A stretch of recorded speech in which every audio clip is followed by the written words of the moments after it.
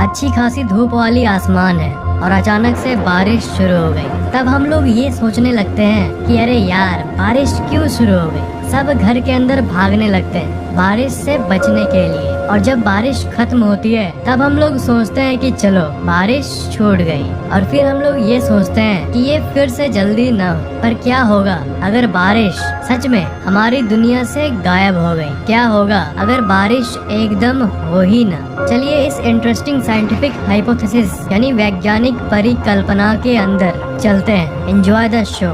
Normal condition में 1 millimetre के size के बूंद आसमान से बारिश के रूप में गिरते हैं और जब 0 डिग्री से नीचे तापमान होती है तब ये बारिश स्नो के रूप में गिरती है यानी बर्फ। पर क्या हो अगर ये सब बंद हो जाए? पहली बार जब सुनोगे कि अब कभी बारिश नहीं होगी तो आपको लगेगा कि इससे तो कोई ज्यादा फर्क पड़ेगा नहीं। पर असल में बारिश नहीं होगी तो क्या होगा ये शायद आप सुन ना पाओ। असल में इससे पूरी दुनिया में एक इतनी बड़ी आपदा आ जाएगी जिसका आपको कभी अंदाजा भी नहीं। सबसे पहली चीज जो होगी वो ये कि वाटर साइकिल टूट जाएगा। साइकिल ये है कि समुद्र से पानी मॉइस्चर के रूप में ऊपर जाता है आसमान की ओर और फिर वहाँ जाकर वो बादल के रूप में बदल जाता है। इसका मतलब जो आप आसमान में बादल देखते हो वो और कुछ नहीं समुद्र का पानी ही है जो कि आसमान में जाकर बादल के रूप में बदल गया है और एटमॉस्फेयर यानी वायुमंडल में तैर रहा है। और फिर वही बादल पानी या फिर बर्फ के रूप में धरती पर वापस गिरता है और फिर से वही गिरा हुआ पानी वापस आसमान में जाता है और फिर वही पानी वापस जमीन पर आता है। इस तरह हमेशा ये वाटर साइकिल चलता रहता है। पर इस साइकिल की सबसे अमेजिंग बात ये है समुद्र का पानी खारा होता है पर जब वो आसमान में जाता है तब वो फ्रेश बन के वापस आता है। अगर आपने कभी बारिश के पानी को टेस्ट किया होगा तब आपको उसका टेस्ट नॉर्मल पीने के पानी की तरह लगेगा, खारा बिल्कुल भी नहीं लगेगा। तो अगर इनडायरेक्टली बारिश का पानी समुद्र का पानी ही है तो फिर वो खारा क्यों नहीं होता? जैसे कि मैंने आपको बताया ये इसलिए क्योंकि ऊपर जाके ये फिल्टर हो जाता है और सारी जो इम्प्योर पार्टिकल्स होती है वो उसके अंदर से निकल जाती है। तो अगर समुद्र से ऊपर गया पानी वापस नहीं आया मतलब बारिश हुई ही नहीं तो ये साइकिल टूट जाएगा और वो भी हमेशा के लिए। बारिश अब बंद हो चुकी है तो अब सबसे पहली चीज जो होगी जो कि एकदम जाहिर सी बात है वो है पेड़ों की बर्बादी। वो पेड़ पौधे जिससे हमें खाना मिलता है, जो आप घास देखते हो जगह जगह पर, उसके बारे में एक स्पेशल फैक्ट ये है कि उन्हें नॉर्मल से ज्यादा पानी की जरूरत होती है जिंदा रहने के लिए। इसलिए गार्डन वाले रोज ग्रास के ऊपर पानी देते हैं ताकि वो पूरी तरह से हरी कलर की दिखे। पर अगर बारिश बंद हो गई तो सबसे पहले ये ग्रास यानी घास मरने लगेगी। घास से शुरुआत तो होगी पर अगर कुछ सालों तक बारिश नहीं हुई तो जो जमीन है वो सूखी और सूखी होते जाएगी और इवेंचुअली घास के साथ साथ बाकी सारे पेड़ पौधे मरने लगेंगे। पर क्योंकि लोगों को खाना चाहिए होगा इसलिए वो मैनुअली उनको वाटर देके खेती कर सकेंगे। इरिगेशन यानी सिंचाई के लिए समुद्र के पानी को लेकर उसे बड़े बड़े लैब में इलेक्ट्रोडायलिसिस या फिर डिस्टिलेशन नामक प्रक्रिया के जरिए उसके खारेपन को हटाकर प्योर बनाकर उससे सिंचाई की जा सकेगी। पर इस चीज को भी हम लोग लिमिटेड दायरे में कर पाएंगे क्योंकि धरती पर समुद्र में पानी तो बहुत है और बिना बारिश के भी समुद्र में पानी बहुत समय तक रहेगा। पर साफ पानी, ध्यान दीजिएगा, साफ पानी बहुत कम है। समुद्र का पानी किसी काम का नहीं होता। धरती का 70% सतह पानी से ढका हुआ है जो कि है समुद्र, नदी, झील, तालाब एक्सेट्रा एक्सेट्रा। पर इसमें से सिर्फ 2.5% ही पानी फ्रेश है, फ्रेश वाटर, जिसे हम अपने फायदे के लिए इस्तेमाल कर सकते हैं। नदी, झील, ग्लेशियर, इनमें जो पानी होता है ये इस्तेमाल करने लायक होता है और इसे ही फ्रेश वाटर कहते हैं। और समुद्र का पानी खारा होता है इसलिए उसे इस्तेमाल नहीं किया जा सकता। तो बारिश अब बंद हो चुकी है इसलिए जो फ्रेश वाटर धरती पर है उसे इंसान इस्तेमाल करेंगे और करीब 2500 साल में साफ पानी पूरी तरह से यूज हो जाएगी। जब सारे पेड़ बारिश की कमी के चलते गायब हो जाएंगे तब इन पेड़ पौधे को खाने वाले जानवर भी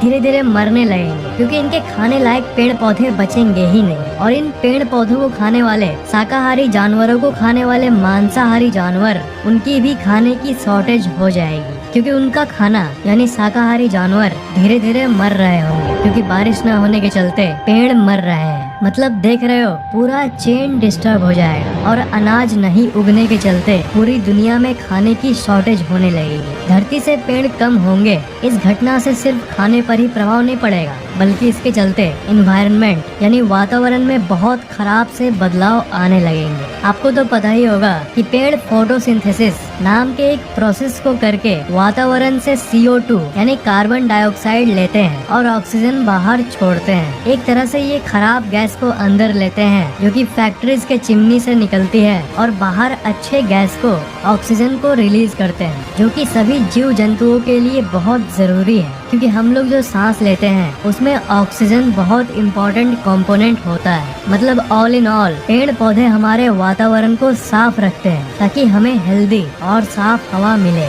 जिसे हम सांस ले पाए। तो अगर पेड़ कम होने के चलते फोटोसिंथेसिस की प्रक्रिया कम हो जाएगी तो फिर वातावरण की हवा सांस लेने लायक नहीं रहेगी और बारिश नहीं होने के चलते सारे पेड़ धीरे धीरे खत्म होने लगेंगे और फिर हवा फिल्टर होनी बंद हो जाएगी। जो बची हुई ऑक्सीजन है अभी धरती में वो चलेगी और करीब एस्टिमेटेड 2000 साल तक चलेगी। पर 2000 साल बाद एक ऐसा समय आएगा जब धरती से ऑक्सीजन खत्म होना शुरू हो जाएगा और चारों तरफ कार्बन ही कार्बन होगा। ऑक्सीजन के साथ साथ एनवायरनमेंट में पेड़ पौधे मॉइस्चर बनाकर रखते हैं। मॉइस्चर मतलब नमी। हवा में जो नमी होती है वो पेड़ पौधों के चलते ही होती है। ये मॉइस्चर ही वो चीज है जो कि सूरज से निकलने वाली तपतपाती धूप से हमें बचाती है। हालांकि बहुत सारी चीजें हमें सूरज की गर्मी से बचाती है, लेकिन मॉइस्चर उनमें से सबसे बड़ा रोल प्ले करता है। बिना मॉइस्चर के धरती के टेम्परेचर एक बहुत ही हाई रेट से बढ़ना शुरू हो जाएगी और गर्मी धरती पर हद से ज्यादा बढ़ जाएगी और साफ पानी के कमी के चलते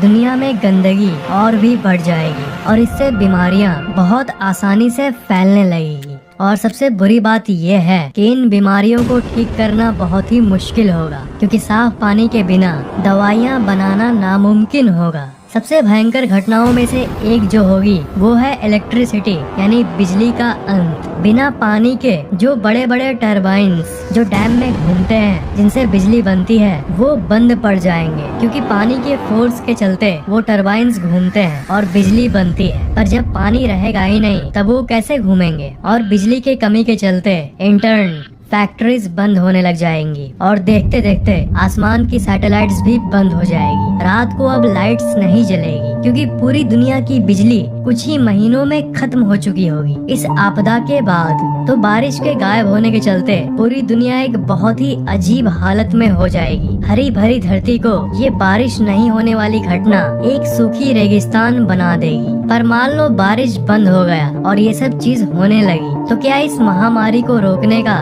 कोई तरीका है? तो इसका उत्तर है हाँ। वैज्ञानिकों के हिसाब से डेफिनेटली जो हमने प्रोसेस की बात की, इससे समुद्र के खारे पानी को फ्रेश बनाया जा सकता है। उसे हम इस्तेमाल करके पीने, साफ सफाई और एग्रीकल्चर के लिए इस्तेमाल कर सकते हैं। और बिजली बनाने की बात है तो वो हम लोग सोलर पैनल की मदद से कर पाएंगे। पर प्रॉब्लम ये है कि आधा समय तो रात का समय होता है, इसलिए बिजली हम लोग उस मात्रा में इस्तेमाल नहीं कर पाएंगे जैसे आज कर रहे हैं। पर इस प्रॉब्लम को सॉल्व करने के लिए हम लोग विंड मिल का सहारा ले सकते हैं। बिना पेड़ पौधों के इस धरती पर विंड मिल बहुत काम आएगा। विंड मिल हवा की ताकत को इस्तेमाल करके बिजली बनाती है। हवा के फोर्स के चलते विंड मिल्स के अंदर की टरबाइन्स घूमती है और बिजली बनती है। दूसरी तरफ जो जियोथर्मल स्टेशंस हैं वो भी बहुत काम आएंगे। जियोथर्मल स्टेशंस धरती के कुछ इलाकों में धरती के अंदर की गर्मी के थ्रू धरती के गर्म कोर के चलते धरती के अंदर की अंडर वाटर पानी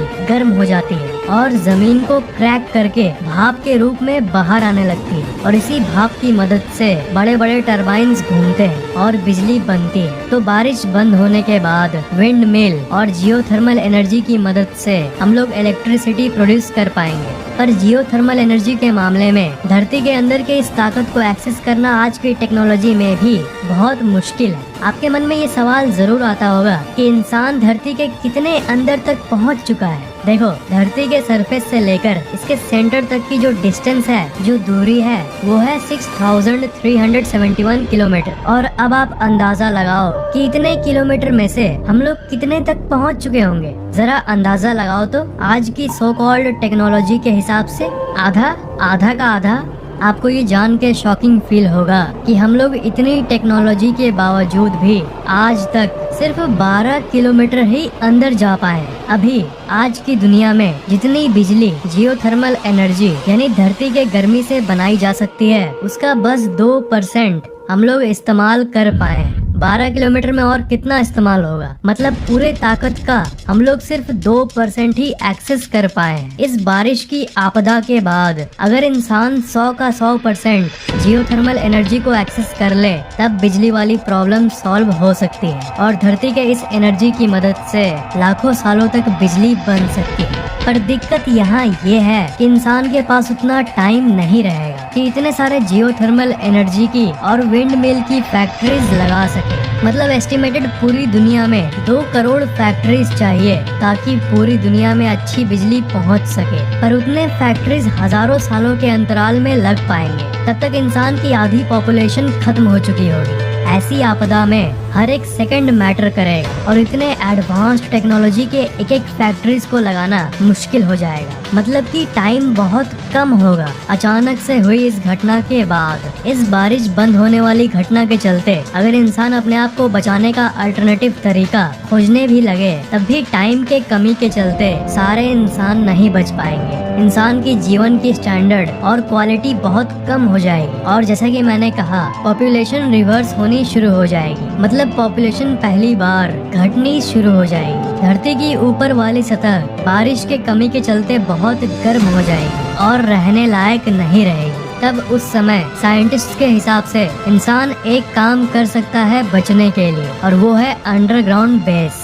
धरती के कुछ मीटर अंदर ही जो टेम्परेचर होता है वो कांस्टेंट होता है। ना टॉर्नेडो न धूप, किसी भी चीज का इफेक्ट अंडरग्राउंड के शहरों में नहीं पड़ेगा। इंसान अगर अंडरग्राउंड चले जाएंगे, तब ऐसा भी नहीं होगा कि धरती के सतह के ऊपर से हर तरह की जीवन खत्म हो जाएगी। इंसान तो ऊपर नहीं रह पाएंगे। इस बारिश वाले घटना के 1000 साल बाद, मतलब अगर आज से बारिश होना बंद हो जाए, तो आज से 1000 साल बाद ऐसी कंडीशन हो जाएगी कि इंसानों को अंडरग्राउंड मूव करना पड़ेगा। पर आपकी नॉलेज के लिए बता दूं कि एक जीव है जो कि धरती की एक्सट्रीम गर्मी वाली सिचुएशन में भी रह पाएगा। 80 डिग्री सेल्सियस ऐसे एक्सट्रीम टेम्परेचर में भी एक बैक्टीरिया है जो कि जिंदा रह सकता है। एक प्रजाति है जिसको कोई फर्क नहीं पड़ता, उनका नाम है एक्सट्रीमोफाइल्स। ये ऐसे टाइप के बैक्टीरिया होते हैं जो कि गर्म से गर्म टेम्परेचर में भी बिल्कुल आराम से जी सकते हैं और बिना पानी के भी इन्हें कोई फर्क नहीं पड़ता। ये CO2 यानी कार्बन डाइऑक्साइड कंज्यूम करते हैं, वही इनका खाना है। मतलब जो चीज इंसानों के लिए खराब है, वो इन छोटे छोटे बैक्टीरियाज के लिए बहुत अच्छा है। तो अब इस घटना से बाहर निकलते हैं। तो इस हाइपोथेसिस यानी इस परिकल्पना का मतलब क्या है? क्या हम लोग सिर्फ मजे के लिए ये देख रहे हैं? नहीं, असल में इस हाइपोथेसिस के जरिए अवेयरनेस फैलेगा, जागरूकता फैलेगा। क्योंकि जिस तरह दुनिया में डिफॉरेस्टेशन हो रहा है, पेड़ कट रहे हैं, उसके चलते जो वाटर साइकिल है वो एक्चुअल दुनिया में खराब हो रहा है। जितनी ड्रामेटिक बातें और हाइपोथेसिस हमने इस वीडियो में देखा, बारिश पूरी तरह से गायब हो जाएगा और ये तो नहीं होगा। पर अगर असल दुनिया की बात की जाए, पेड़ कटना, एनवायरनमेंट में पॉल्यूशन बढ़ना, नदियों का गंदा होना, ये सब इस वाटर साइकिल को बहुत हद तक असल में डिस्टर्ब कर रही है। और इसके चलते ऐसे ऐसे बदलाव हमारे वातावरण में आ रहा है जो कि वापस बदला नहीं जा सकता। क्यूरोनियन स्पेट जो कि रशिया में मौजूद है, यहाँ के पेड़ काटने के चलते ये जगह जो कि पहले हरी भरी थी वो अब लगभग रेगिस्तान बन गया है। दुनिया में जो डिफॉरेस्टेशन का रेट है यानी पेड़ काटे जाने की गति, वो एक बहुत ही हाई लेवल पर पहुँच चुका है। कितने पेड़ काटे जाते हैं ये गूगल में सर्च करने पर जो नंबर आता है उससे कहीं ज्यादा एक्चुअल में कट रहे हैं। क्योंकि जो ऑफिशियल डेटा होता है वो ज्यादातर आउटडेटेड होता है और जो डेटा ये पेश करते हैं एक्चुअल में उससे कहीं ज्यादा गति से पेड़ कटे जा रहे हैं। इस सदी के पहले साल में ही यानी साल 2000 से लेकर साल 2001 तक ही 1.5 करोड़ एकड़ जमीन इतने एरिया में डिफॉरेस्टेशन किया गया, पेड़ों को काट दिया गया। 1.5 करोड़ एकड़ कितना होता है शायद आपको इसका अंदाजा नहीं हो। और हर साल यही गति से पेड़ काटे जा रहे हैं जिससे पॉल्यूशन बढ़ रहा है। और सबसे मेन फैक्ट कि वाटर साइकिल डिस्टर्ब हो रहा है। अमेज़न और ब्राजील जैसे इलाके में कितनी गैर कानूनी कटिंग की जा रही है, इसका तो कोई ऑफिशियल रिकॉर्ड भी नहीं है। और हर देश में कुछ ऐसा ही सीन है। डेवलपमेंट के नाम पर हम लोग नेचर को ही खत्म कर रहे हैं। डेवलपमेंट कोई गलत चीज नहीं है, डेवलपमेंट होनी चाहिए पर बैलेंस में होके।